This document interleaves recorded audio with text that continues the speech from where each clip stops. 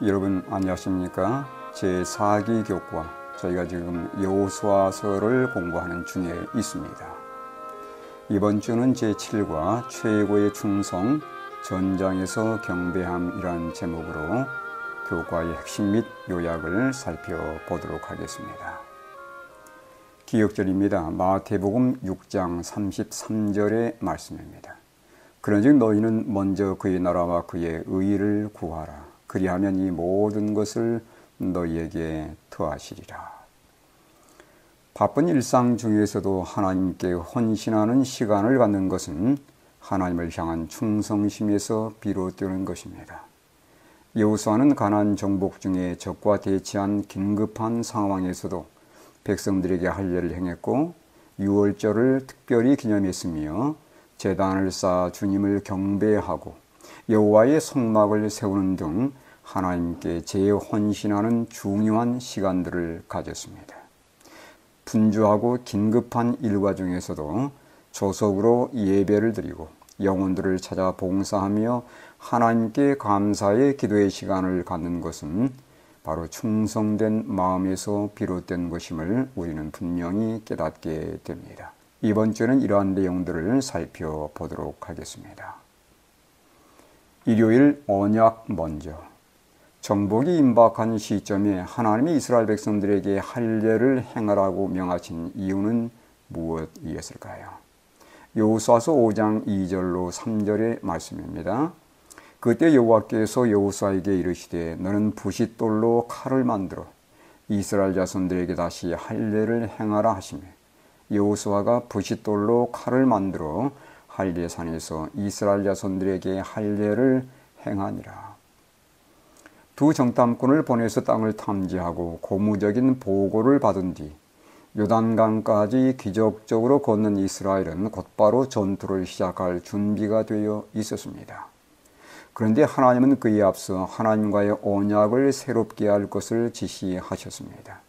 할례는 그들을 기적적으로 요단을 건너게 하신 하나님의 은혜에 대한 그들의 응답이었고 그분께 헌신할 것에 대한 서약이 되었습니다. 그들은 전쟁에 앞서 하나님과의 언약을 먼저 새롭게 하는 경험을 갖게 된 것입니다.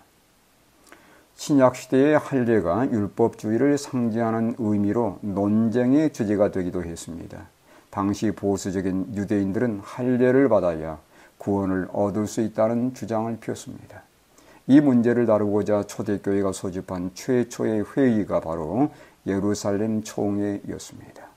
총회를 통해서 구원은 누구나 동일하게 믿음으로 받는 것이며 할례가 구원의 조건이 아니라는 것을 지도자들은 결론을 짓게 된 것이지요. 구약시대의 할례는 하나님과 맺은 언약에 대한 헌신의 의미로 시행되었습니다.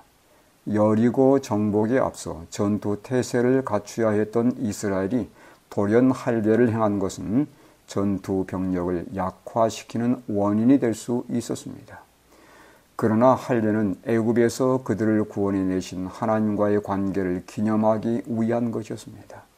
그들이 그 시점에 할례를 시행한 것은 전쟁은 여호와께 속한 것임을 인정하는 의미였던 것이죠. 그들에게 승리와 성공을 주시는 분은 바로 하나님이심을 그들은 이 할례를 통해서 다시 한번 고백하게 된 것입니다. 예수님도 산상수훈 중에 너희는 먼저 그의 나라와 그의 의를 구하라 그리하면 이 모든 것을 너희에게 더하시리라고 마태복음 6장 33절에 말씀하셨습니다. 이 말씀의 승리와 성공의 비결이 제시되어 있습니다. 일상의 분주함 가운데서도 날마다 우선순위를 분명히 하는 것은 우리에게 성공과 승리의 비결이라는 사실을 잊지 않게 되기를 바랍니다. 월요일 유월절. 약속의 땅을 정복해야 하는 막중하고 엄청난 임무에도 불구하고 유월절을 기념하기로 선택한 것은 왜 중요할까요? 여호수아서 5장 10절의 말씀입니다. 또 이스라엘 자손들이 길갈에 진쳤고 그달 14일 저녁에는 여리고 평지에서 유월절을 지켰으며 여리고 정복에 앞서 행한 두 번째 중요한 사건은 유월절을 기념하는 것이었습니다. 유월절은 주님의 사자가 애굽의 모든 장자를 죽이고 이스라엘 백성들은 보호해 주신 10번째 재앙이었습니다. 이 경험으로 이스라엘은 애굽을 탈출하게 되는 것이었지요. 광야 세대의 후손들인 이스라엘은 요단을 건너 할례를 행했고 유월절을 특별히 구별했습니다. 여호수아와 백성들은 유월절을 통해서 하나님의 구원의 역사를 의지함으로 가나안 정복을 시작하게 된 것입니다. 우리 또한 이런 경험이 필요합니다. 유월절 후에 가나안을 정복했던 것처럼 그리스도의 십자가를 경험하게 된 후에 우리는 그것을 힘입어서 죄의 삶을 정복할 수 있게 되는 것입니다. 우리의 삶에서 이러한 경험이 있게 되길 간절히 바랍니다. 유월절은 출애굽을 기념하는 절기였듯이 우리를 죄의 속박에서 구속하신 것을 기억하게 하는 그러한 절기입니다. 예수님은 제자들과 가진 마지막 만찬에서 유월절을 당신의 죽음을 기념하는 성만찬으로 바꾸신 것을 성경은 분명히 우리에게 말씀하고 있습니다. 유월절과 성만찬은 구속의 기념일 뿐 아니라 구원받은 무리가 하늘 가나안으로 들어가는 것까지 상징해 주고 있습니다. 유월절을 통해 애굽을 탈출한 백성들이 홍해 바닷가에 서서 하나님의 구원을 찬양했던 것처럼 장차 어린 양 예수 그리스도를 통해 죄에서 벗어난 구원받은 백성들, 다시 말하면 14만 4천인이 될 것입니다. 이들이 유리바닷가에 서서 하나님의 구원을 찬양하는 그 놀라운 특권을 누리게 될 것입니다. 그들이 바로 어린 양의 혼인잔치에 참여할 자들이 되는 것입니다. 화요일 새롭게 하는 제단. 여호수아가 여호와께 제단을 쌓은 동기는 무엇이었습니까? 여호수아 8장 30절로 31절입니다. 그때 여호수아가 이스라엘이 하나님 여호와를 위하여 에발산에 한 제단을 쌓았으니 이는 여호와의 종 모세가 이스라엘 자손에게 명령한 것과 모세의 율법책에 기록된 대로 쇠 연장으로 다듬지 아니한 새 돌로 만든 제단이라. 우리가 여호와께 번제물과 화목제물을 그 위에 드렸으며. 족장들 시대의 제단은 그들의 순례길에 하나님의 언약을 믿고 그 언약에 충성할 것을 드러내는 징표였습니다. 이 제단을 세운 것은 모세가 명령한 지시를 따른 것이었는데 여호수아는 하나님의 언약을 믿고 충성할 것을 재다짐하는 의미로 제단을 세웠던 것입니다. 전쟁과 정복의 중요성에도 불구하고 그보다 훨씬 더 중요한 것이 있었는데 그것은 하나님의 언약에 충성하는 것, 즉 그분의 율법의 요구에 순종하는 것이었습니다. 정복은 이스라엘이 아닌 싸움에 능하신 여호와 하나님이 이끄신 전쟁이었기 때문에 백성들 편에서 요구되는 것은 그 군대 사령관이신 예수님을 전적으로 믿고 순종하는 것이었습니다. 여호수아는 제단의 돌과는 다른 흰 석회를 바른 커다란 돌에 율법의 사본을 기록했습니다. 10계명이 기록된 이 돌들은 제단 근처에 기념비로 세워져서 이스라엘 백성들에게 언약에 담긴 특권과 의무를 영원히 기억하게 했던 것이죠. 여호수아는 신약의 여호수아이신 예수님을 예표합니다. 그분의 사명은 사람들을 하나님께 순종하도록 이끄는 것이었습니다. 그 일을 위해서 그분은 직접 순종의 모본을 보여주셨고 십자가를 통해 순종의 길을 열어주셨으며 그분을 믿고 의지하는 모든 자들에게 율법을 순종할 능력까지 제공해 주신 것입니다.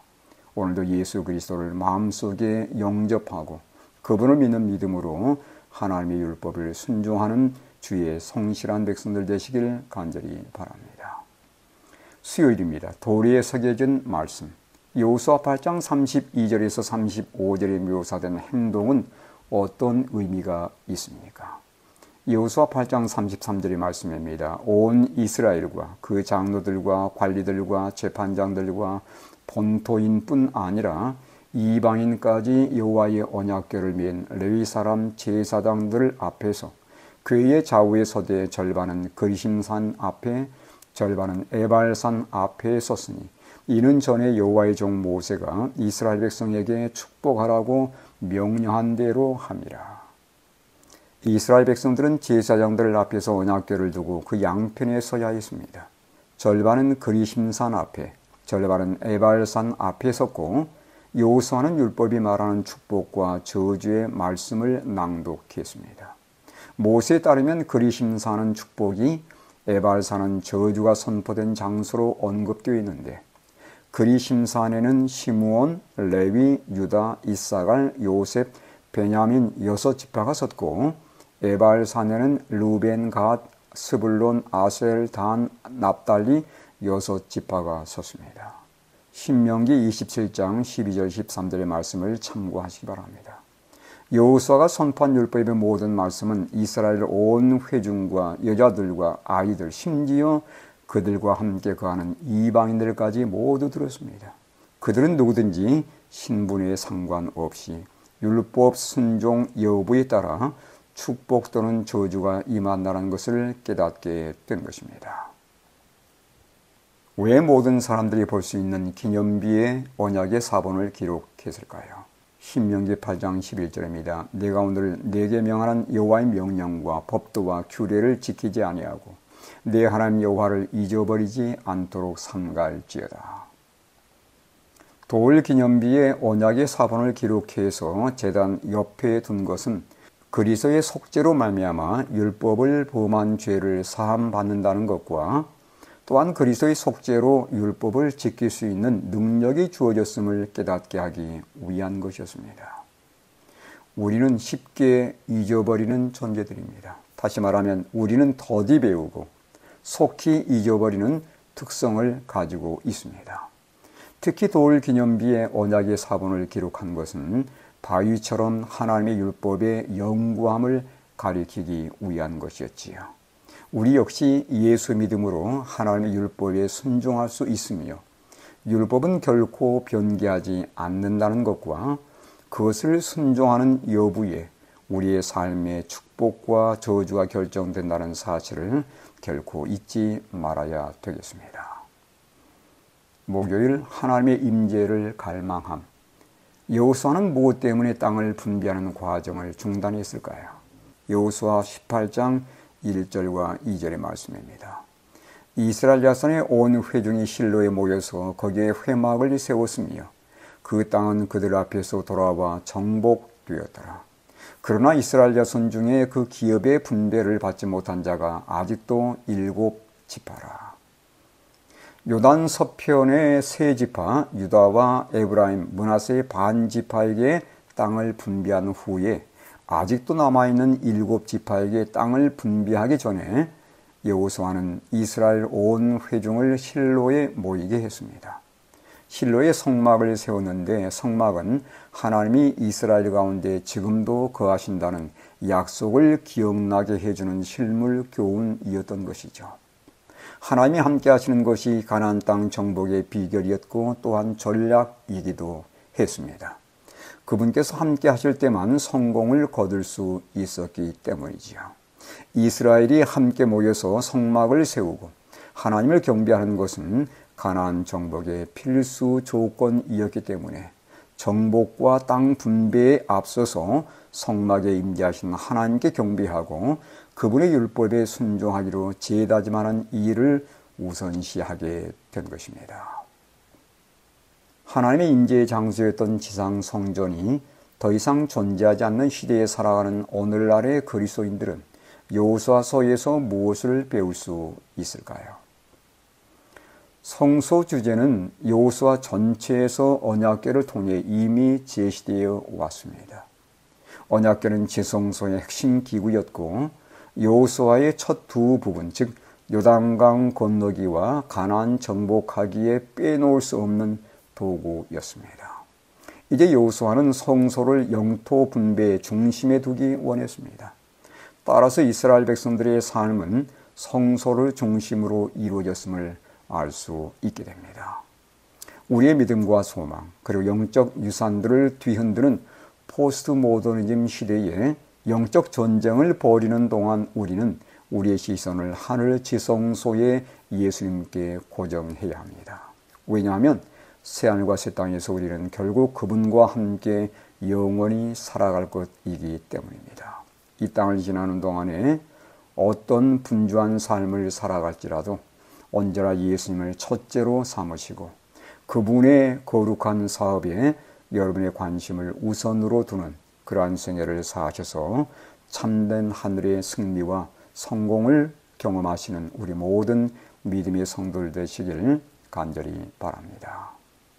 이번 주 교과의 결론입니다. 여호수아는 가나안 정복 중에 적과 대치한 긴급한 상황에서도 백성들에게 할 일을 행하고 유월절을 기념하며 제단을 쌓아 주님을 경배하고 여호와의 성막을 세우는 등 하나님께 재헌신하는 중요한 시간들을 먼저 가졌습니다. 그의 삶은 하나님을 언제나 최우선으로 삼는 생애였습니다. 그것이 바로 그의 삶의 성공과 승리의 비결이었던 것이죠. 예수님은 너희는 먼저 그의 나라와 그의 의를 구하라. 그리하면 이 모든 것을 너희에게 더하실 것이라고 말씀하셨습니다. 분주하고도 세속화의 물결이 거센 세상에서 우리가 승리하며 성공하는 길은 예수님을 최우선으로 삼는 생활이라는 것을 이번 주의 말씀을 통해서 깨달으시고 언제나 주님을 우선으로 삼으시는 그러한 승리의 삶, 성공의 삶을 사시는 우리 모든 믿음의 성도들 되시길 간절히 바라면서 이번 주 교과를 마치겠습니다.